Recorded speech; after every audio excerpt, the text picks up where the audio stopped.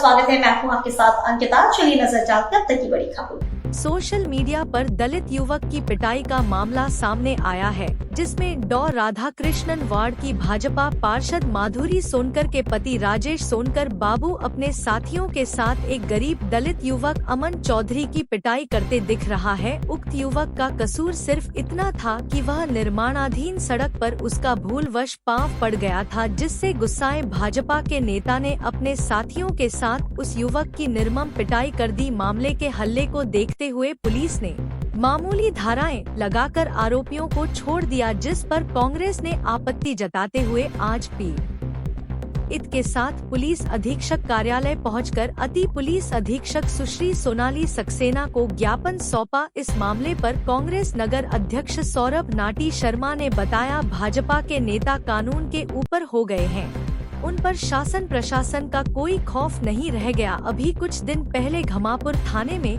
भाजपा के बड़े नेता ने सीएसपी को थाने के अंदर घुस के मरने की धमकी दी थी और उसकी 1-2 दिन बाद ही छोटी सी बात पर भाजपा नेता के द्वारा एक दलित युवक की पिटाई। यह दर्शाती है कि भाजपा के शासन में जंगल राज आ गया है और पुलिस मुख्य दर्शक बनी देख रही है। अगर 2 दिन के अंदर पुलिस ने युवक को न्याय नहीं दिलाया और अपराधियों के ऊपर सख्त से सख्त कार्यवाही नहीं की तो कांग्रेस पार्टी उग्र आंदोलन करने को बाध्य होगी।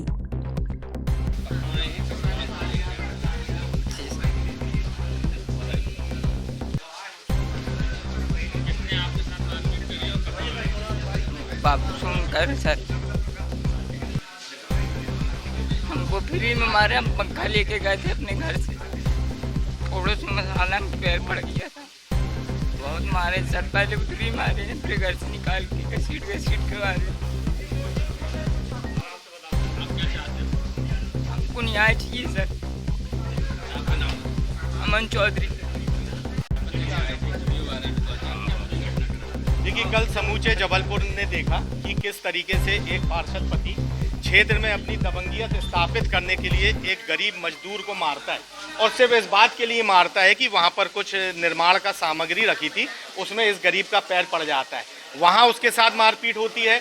जब वे अमन चौधरी अपने घर जाता है, 20 साल का बच्चा जब वो अपने घर जाता है तो पार्षद पति बाबू सोनकर और उसके साथी उसको घर से निकाल के मारते हैं। पूरे क्षेत्र में एक आतंक की स्थिति बनाते हैं, भद्दी गालियां दी जाती हैं। और आज उसकी स्थिति देखिए, ये उसके हाथ में फ्रैक्चर है, इसकी पीठ में गहरे घाव हैं। उसके बाद जब हम लोगों ने दबाव बनाया तो पुलिस ने महज 2-3 मामूली धाराएं लगा के आरोपी को छोड़ दिया। वह आरोपी 10 मिनट भी थाने में नहीं बैठा। ऐसी घटना अगर कोई और के द्वारा की जाती तो वह आरोपी आज जेल में होता। राजनीतिक दबाव के चलते इस गरीब को न्याय नहीं मिल रहा है। 20 साल का बच्चा, आप कल्पना कर सकते हैं कि कौन व्यक्ति उसको इतनी निर्मम तरीके से मार सकता है। आज हम लोगों ने यहाँ पर एसपी के नाम एडिशनल कलेक्टर महोदया को ज्ञापन दिया है, पीड़ित को उनके सामने पेश करा है, इसके बयान कराए हैं और साफ तौर पे कांग्रेस पार्टी ने चेतावनी दी है कि 2 दिन के अंदर पुनः विवेचना करके अगर गंभीर धाराएं लगा के आरोपी को जेल नहीं भेजा जाता है तो समूची कांग्रेस पार्टी कानून व्यवस्था के खिलाफ सड़कों पर उतरेगी। फिर चाहे हमें एसपी कार्यालय का घेराव करना पड़े, फिर चाहे हमें थाने का घेराव करना पड़े, मगर इस पीड़ित की लड़ाई को हम अंतिम क्षण तक लड़ेंगे। यहाँ आज हम लोगों ने ज्ञापन के माध्यम से एसपी महोदय तक ये हम लोगों ने अपना संदेश पहुँचाया है।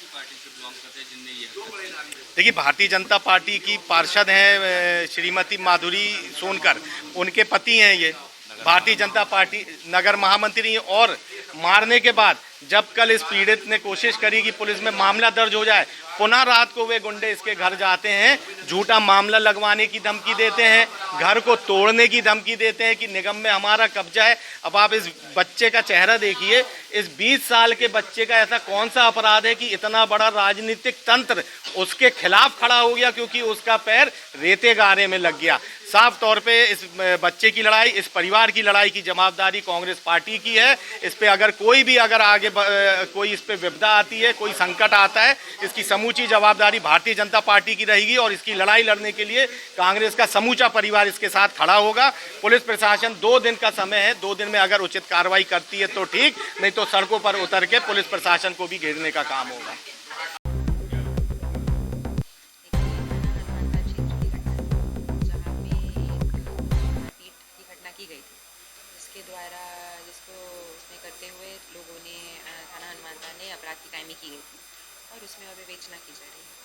तो उसी के रेफरेंस में आज कुछ लोग थाने आए थे। उनको उस केस को लेके कुछ कंसर्न्स थे, जिसको उन्होंने यहाँ पे प्रस्तुत किया है।